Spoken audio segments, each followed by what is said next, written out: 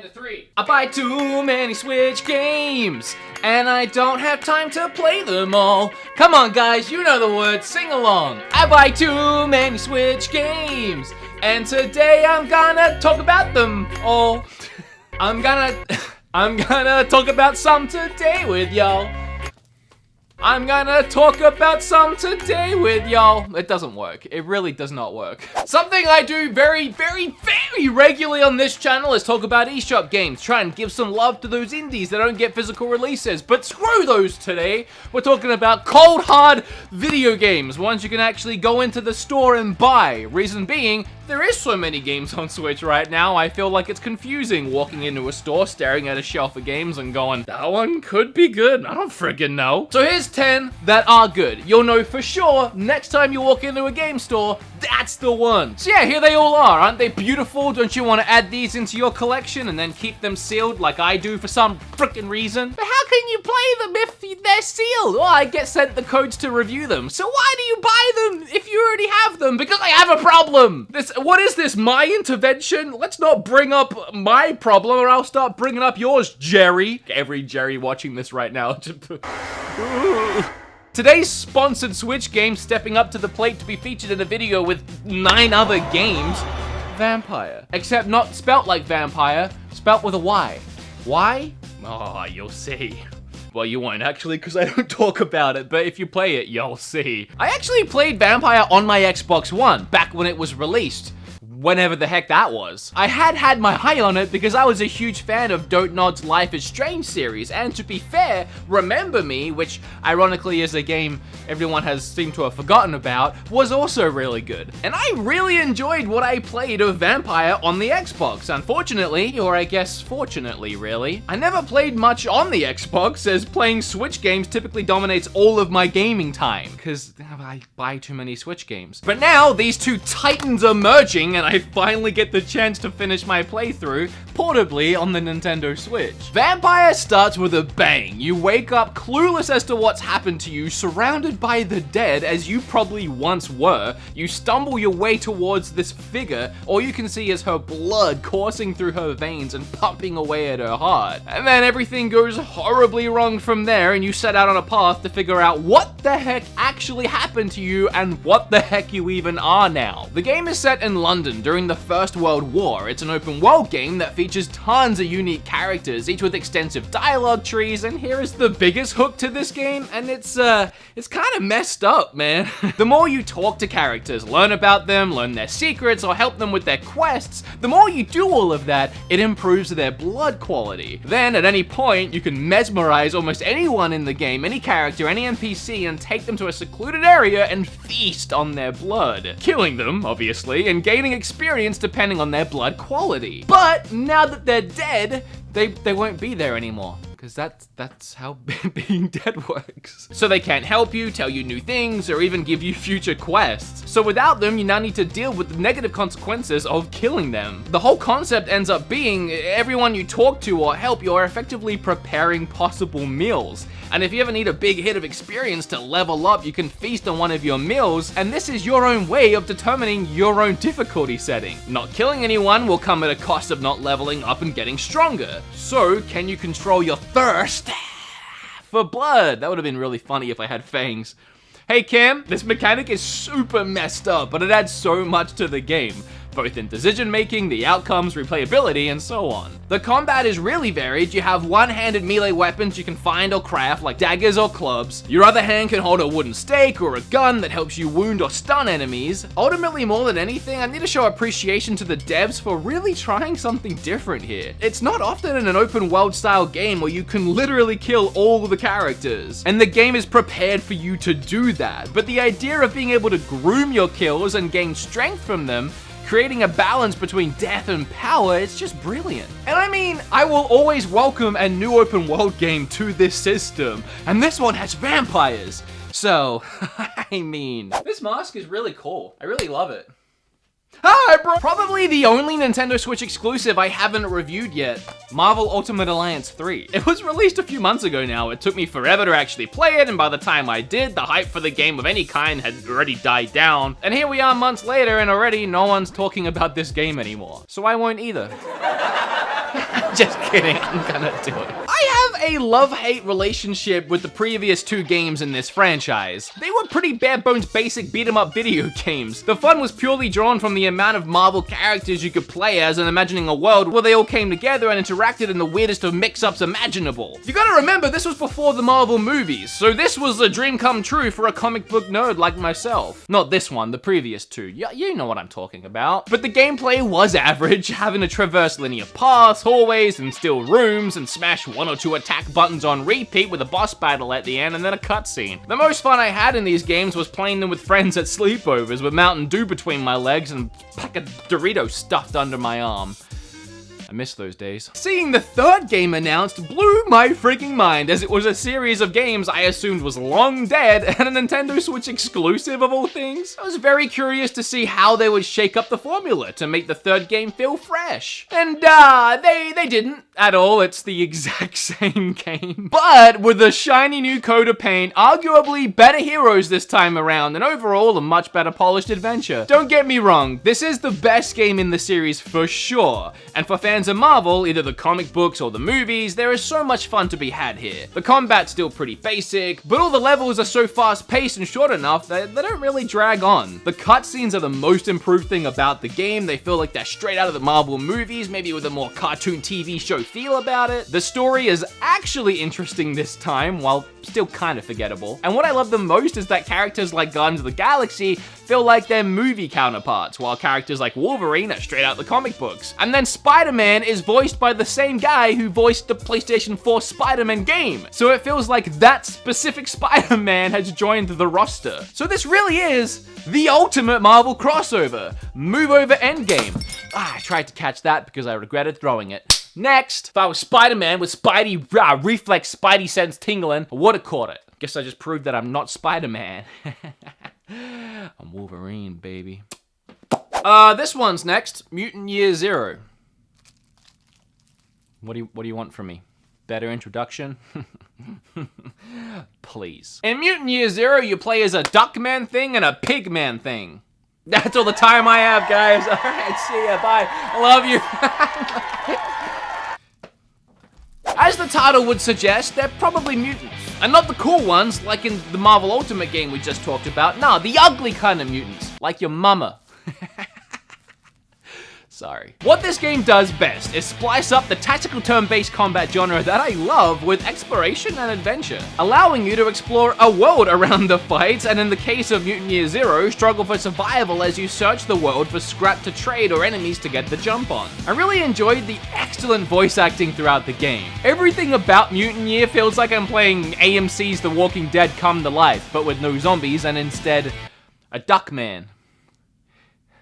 Quack. What I love the absolute most in this game is stumbling upon a group of enemies and the choices between sneaking past them or silently taking out as many as you can or finding a good vantage point before ambushing them and triggering combat. Typically in these kind of games you have your starting position thrust upon you when the battle begins and you kinda just have to work with that. The enemies will typically react the same way at the start of each battle and it never really feels organic. But Mutant Year gives you the option of starting the battles your way. But to counteract that freedom, you better not screw up or leave yourself open. It won't treat you as a bullet sponge. If you get shot, you're going down. So use that freedom to your advantage and figure out the best strategies to stay alive. And once you pull that trigger to initiate a fight, yeah, you better be ready for it. This game is brutally tough, which does make the victories that much more rewarding, but it also makes restarting a battle for the 20th time that much more frustrating.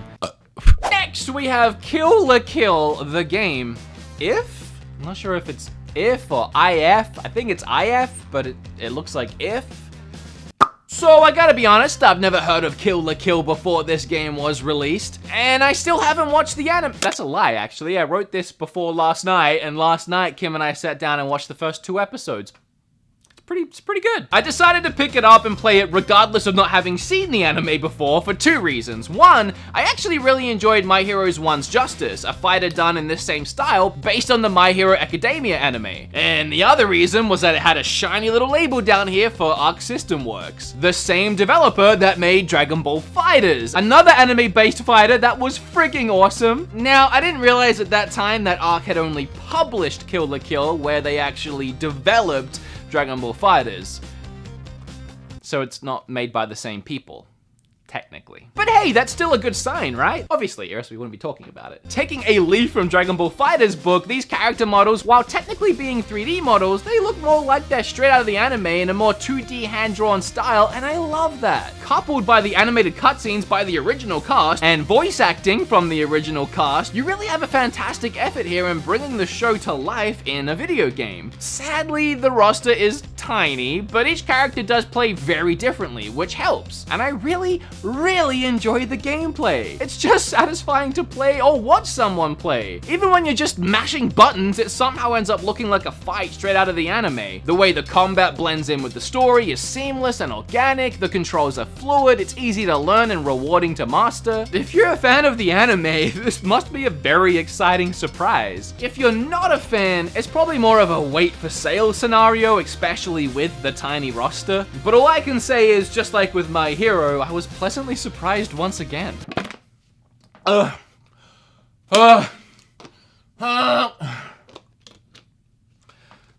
I honestly love all of the games on this list today, and as I sat down to write this video, the words of which you can see here, and if there was ever a game to slightly breeze over, it's probably one that we all already know is near perfection. Ni no Kuni. Speaking of animes come to life, Ni no Kuni's artwork was greatly inspired by Studio Ghibli, and the animated sequences were in fact produced by Studio Ghibli. These cutscenes are wonderful, magical, and just so wholesome. Ni no Kuni honestly feels right at home on the Switch. There are elements to it that even feel like Pokemon, such as collecting these adorable familiars which help fight for you. There's quite a bit going on here with the gameplay between controlling both yourself and your familiars in combat. I haven't really played an RPG quite like this one. It's so fresh and original even now in 2019. Easily a must-play game. Not even a must-play RPG, which it is. It's just a must-play game in general. One thing to look out for is at the same time this game released on Switch, a remastered version released on PlayStation 4. This is not the remastered version. It's just a straight port from PlayStation 3. Nothing's been upgraded or made to look better or be different.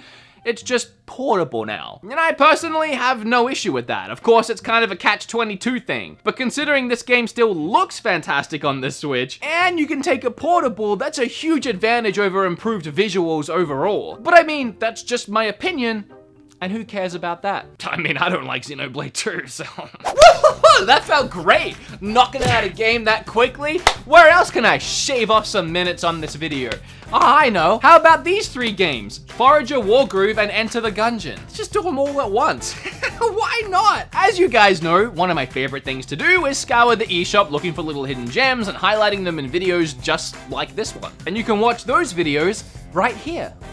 It's like a whole playlist of them. 18 now. Yeah, boy. And sometimes games from those lists end up getting physical releases months later. Typically if they end up selling pretty well, which I would like to think that we all played a part in making happen, even though it's a thankless job. No one's ever thanked me for one of their games selling well. I mean, did they thank you guys?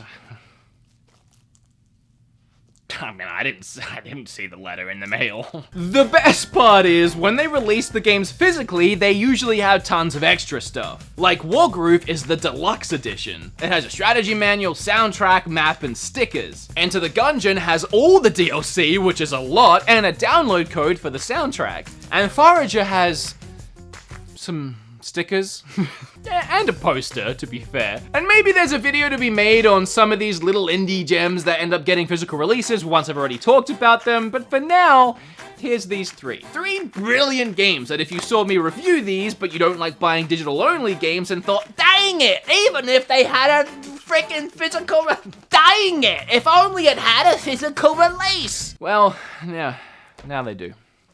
I wanted to alert everyone that now they have gone and did that. And if you want to watch me actually review these 3 games, there'll be links down below. You can probably a link at the end of the video. You can probably click this little thing that nobody ever actually uses on YouTube. And is it cheap of me to bundle 3 games into one slot in a video that was supposed to be a list of 10 games? Yes. It's my video though, so moving on. Killer Queen Black has been a confusing ride for me. I had never heard of this game before, and then like what, a year ago, 2 maybe? It was announced for Switch and many people cried out in glee. Finally, they said, finally Killer Queen's coming to Switch. I just didn't I didn't get it. Is this like a Mandela effect? Am I from a reality where this game wasn't actually a thing? Super confused. I watched all the trailers and some gameplay, and now I'm the last person to judge a book by its cover. But I just didn't see it. I didn't get it. Months, years, decades went by, and now it's finally dropped on Switch with a physical version to boot. And it's good. It's good. It's really good.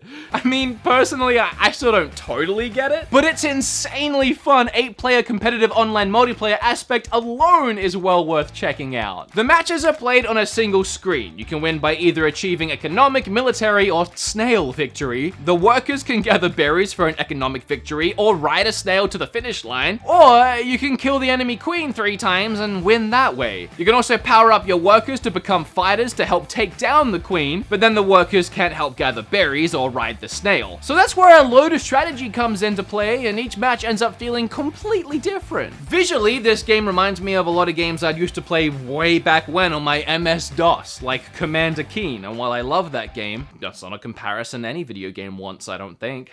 There is nothing at all exciting about the way this game looks, but that really does speak volumes for how fun the base gameplay is. Speaking of the good old days, the 8-player multiplayer mode would have been a hit at my friends' game nights after high school. Kind of a shame we didn't have it back then.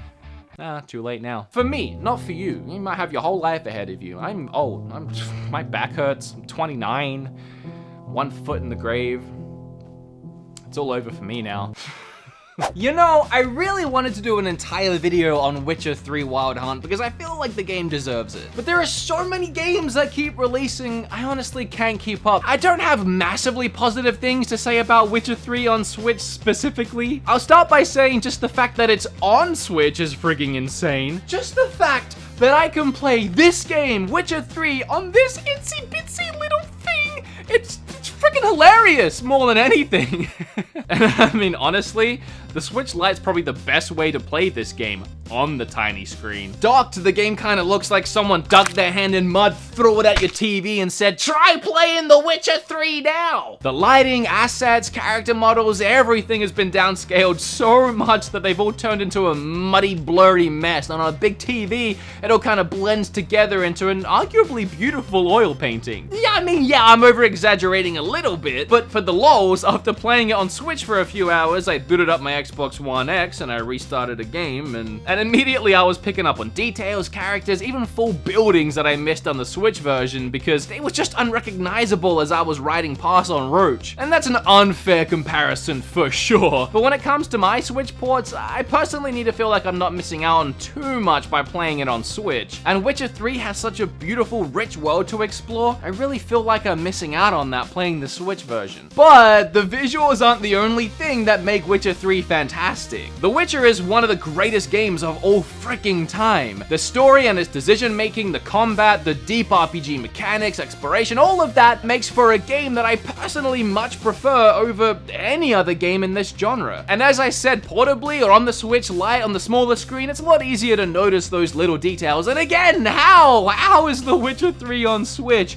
Just the fact that they pulled this off and it runs really well is a miracle. If you haven't played this game before, it's 100% worth picking up on the Switch. Yeah, and sticking to portable mode, just because this game is so damn incredible, and if this is the only way you have to play it, then it will frickin' do. Personally, for me, all this Switch version has done is made me reinstall it on my Xbox to play through it one more time. But that does not mean that this version isn't worth it. It still absolutely is. Or else I wouldn't be talking about it. Get it, buy it, play it, especially if this is your only way of doing so. I mean, it has all the DLC. What more would you want? You won't be able to see all that DLC, but you know. Hey, look at us! We made it through another video together. I'm so proud of you, and I'm also proud of you. You didn't do that great. Whatever. A huge thank you to Vampire again for sponsoring the video. Please, if there is any game in this list today that you consider buying, consider that game being Vampire. It would really help me out if you click the link for the game in the description before you leave here today. Just simply clicking on it and showing some interest, it makes me look good. I mean, buying it makes me look even better, but I won't force you to do that. But you should, because I said so. Before you leave, like the video, hit flip on that subscribe button. Probably